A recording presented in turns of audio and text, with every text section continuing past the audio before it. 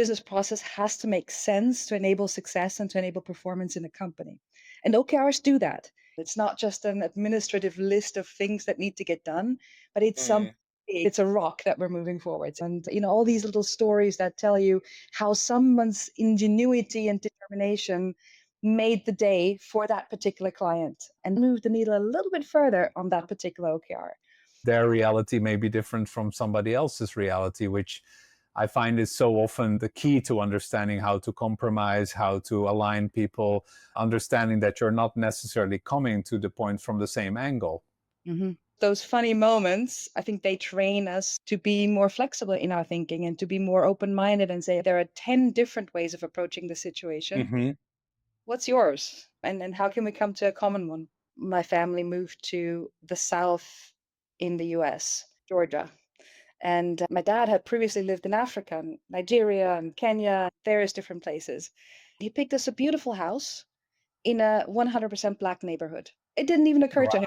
Wow. For my school friends, that was a big issue. It's not an administrative job, although you have to do some administration, but it's mostly finding out what works for this company to create a high performance environment. Having the right people at the right place with the right engagement, knowing what they're doing, being enabled, being engaged, that makes a real difference. And it makes a measurable difference on the bottom line. Most founders are not really well schooled or trained or even experienced with HR. And I also find many founders really fear making the company too bureaucratic too early. My approach is always do what you can to make sure that the person feels like a full human being, like a respected person when Hmm. they the company. They walk out with their head held high. Treat people as human beings. 99.9% of the time, people will not turn against the company because Hmm. they're still connected.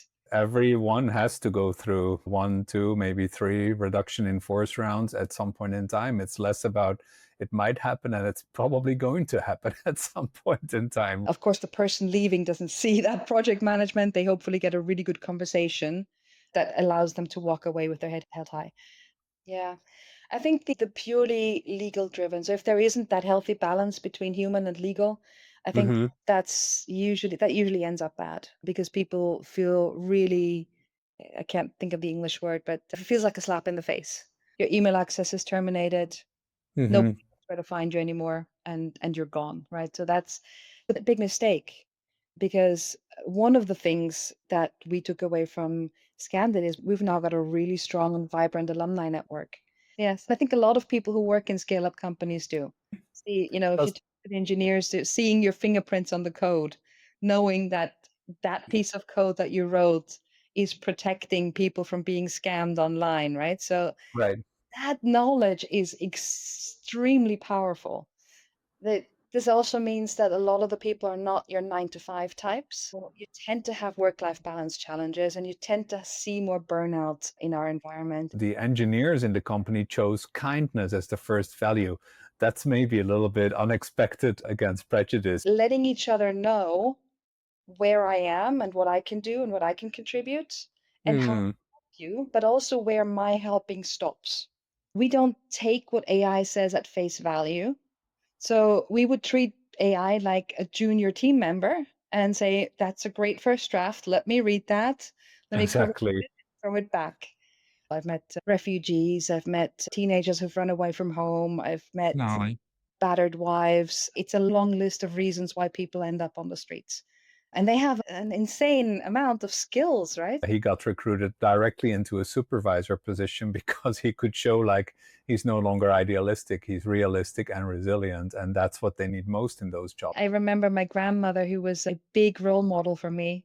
In her late 80s, she lived up on the hillside and she would cycle down the hill into the town to help the old folks.